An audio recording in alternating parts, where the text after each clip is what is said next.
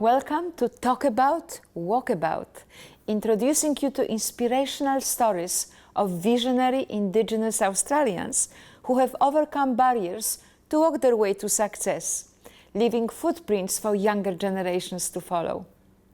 Today, my very special guest on Hello Darlink is Robert Hitchcock, the highly sought-after Australian sculptor who is known internationally for his life-size and super life-size bronze sculptures. Since he began his illustrious career in 1965, Robert has created many significant and iconic sculptures in Western Australia. From the famous Cherovich Mark in Fremantle to his YAGAN sculpture on Harrison Island, Robert has delivered some of the most timeless and renowned sculptures which are located in private collections as well as public works in Australia and overseas.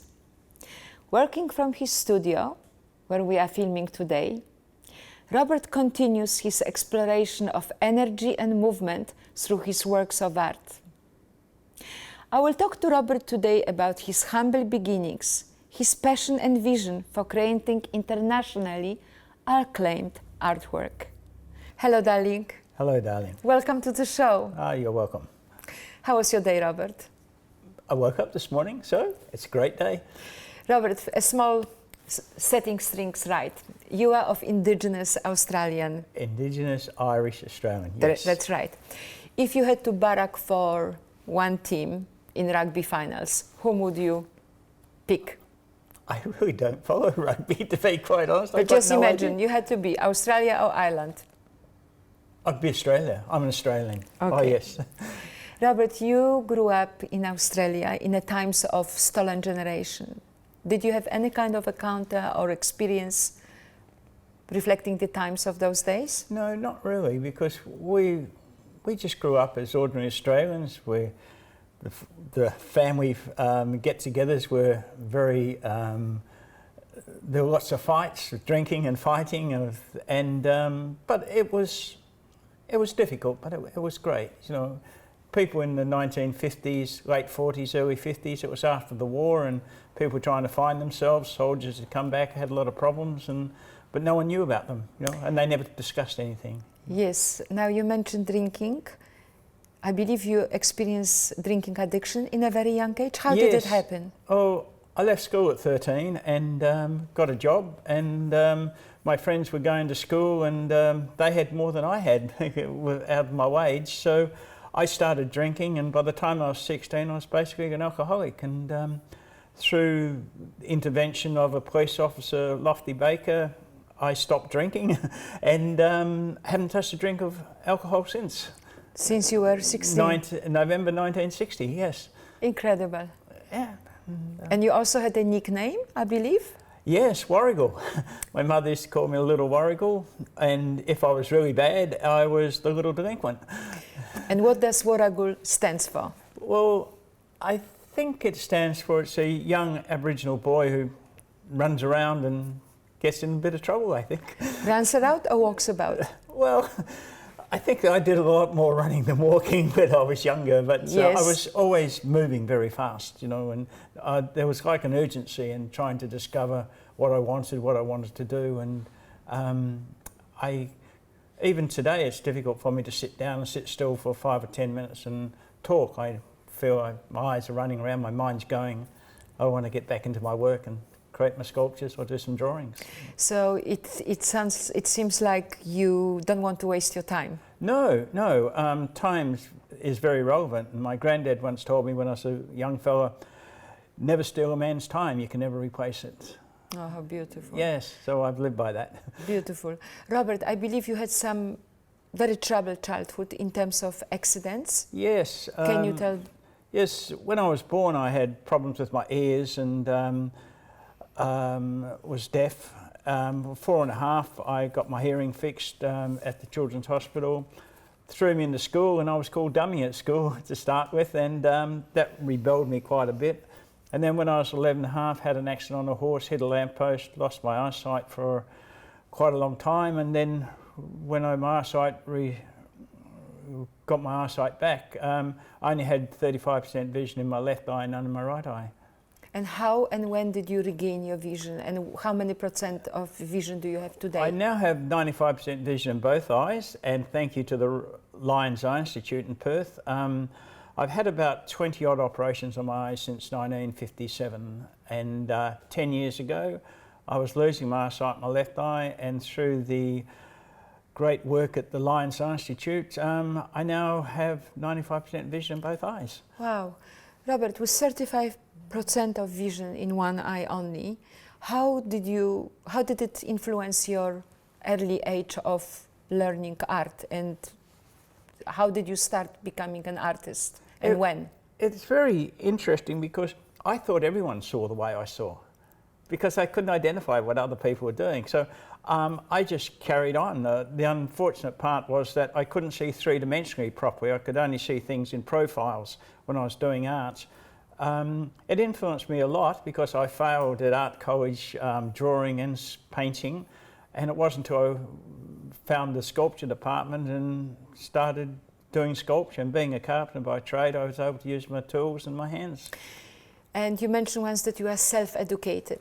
Yes, I left school at 13, and the first year I went to art college, the design lecturer was talking, David Walker was talking about perception, conception and interactions, and I had no idea what he's talking about, and I asked if he could explain what the words were, and everyone laughed, and I realised how dumb I was.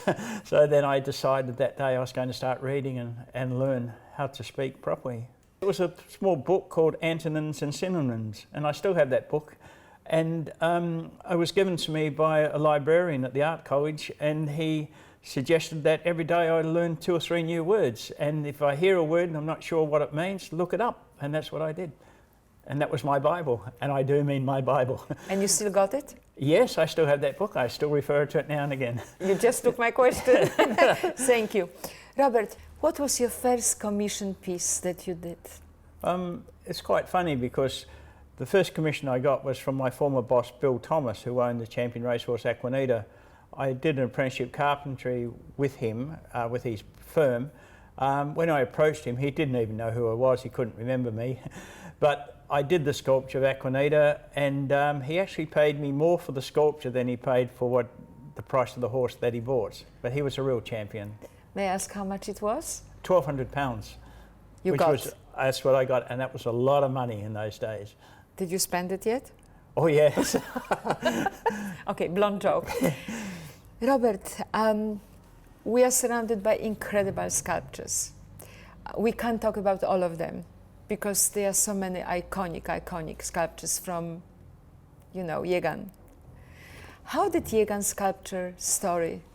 How did YAGAN came to you? Well, I saw an article in the paper that Dame Mary Durack had was written a bit of a story about YAGAN, and then I approached Ken Colbung, the Aboriginal leader, and he said they wanted to put a sculpture together of YAGAN, and I was selected and met some elders, and we made up some small models, about 6 or 7 of them, and they chose the one, or I actually influenced them to choose the one, which with his spear across his back as he's walking down to the river on Harrison Island, as if he's going down to fishing.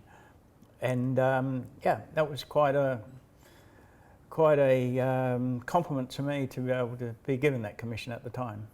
How did you feel about the vandalism, where, Well, I could only say to someone, if they're a Catholic and someone does damage to their church or to the icons that are inside the church, and someone who has their home broken into and smashes everything up, that's how the feeling was. It was a sense of loss and a sense of deep regret, that someone could do that.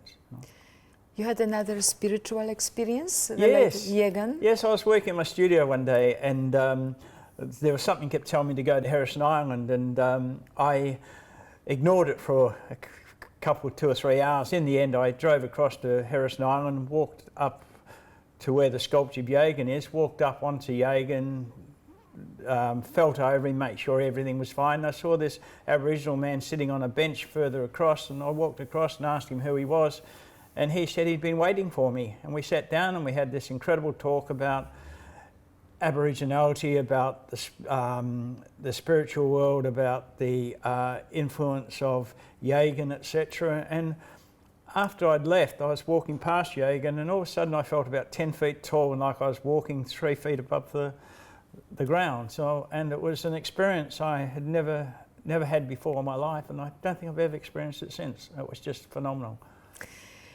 Thanks for sharing this. Robert, do you think that today's world and awareness is progressing in understanding, appreciating, and preserving and passing on the indigenous culture, the spiritual connections, the incredible stories behind? Do you think it's being more embraced? Yes, I think it is. There's some wonderful works being done now by composers, Aboriginal writers, Aboriginal playwrights like Jack Davis, etc.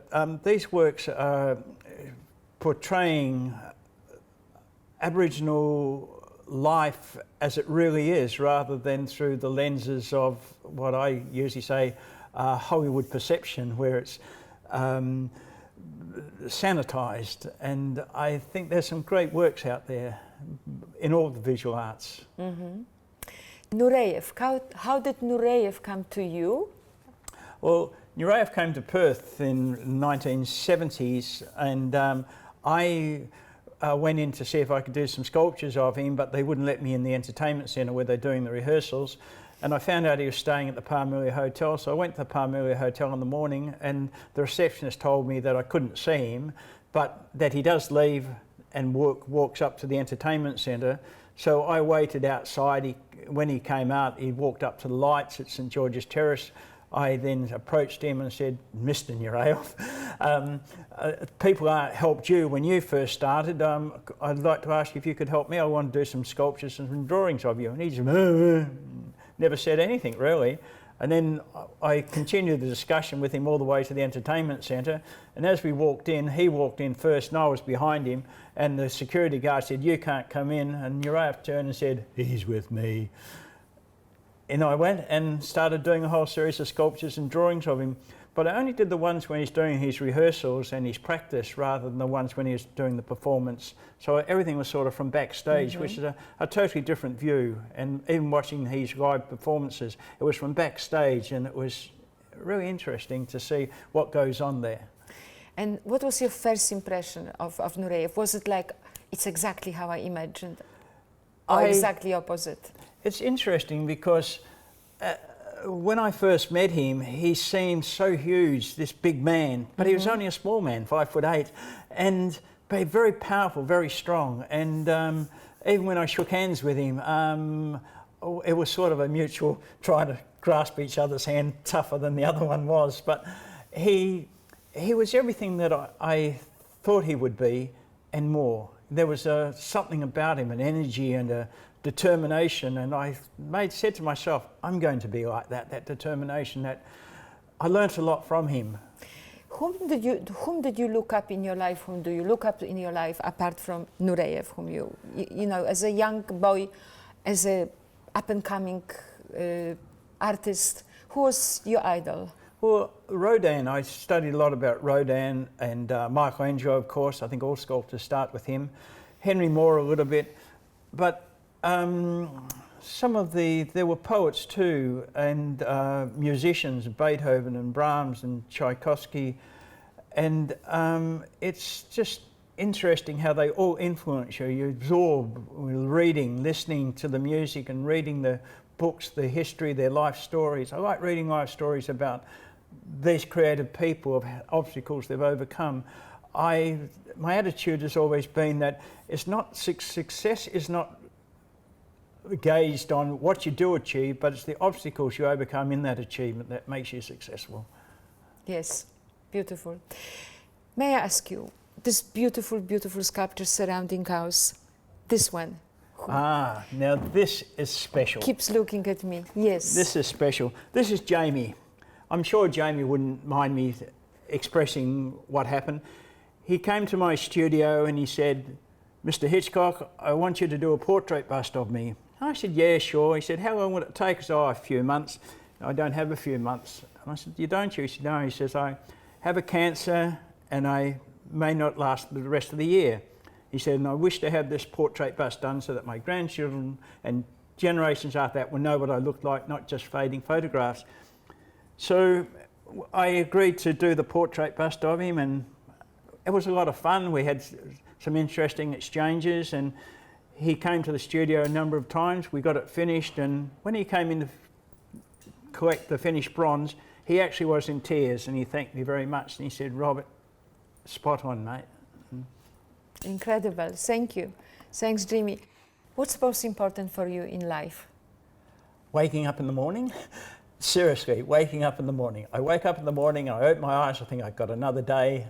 I can go to my studio, I can do my work, and you know, life's great. So, just being able to come and create sculptures, because everything else just slips by, and you don't get the time always to appreciate all the things that are around you. So I just appreciate the things that I can have control of myself and be involved with.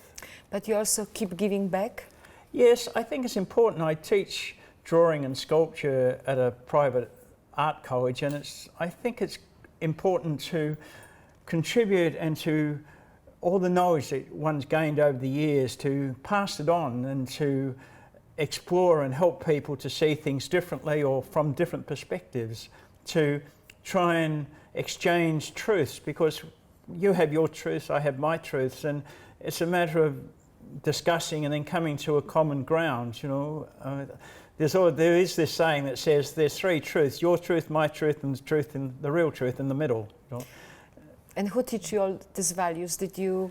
No, I think you just learn them over the years from listening to people. People influence you, and I've been very fortunate to have met some very successful people who have looked after me. By looking after me, have helped me or introduced me to people to get sculpture commissions, or introduced me to people who can help me in various ways, both not so much financially, but spiritually and in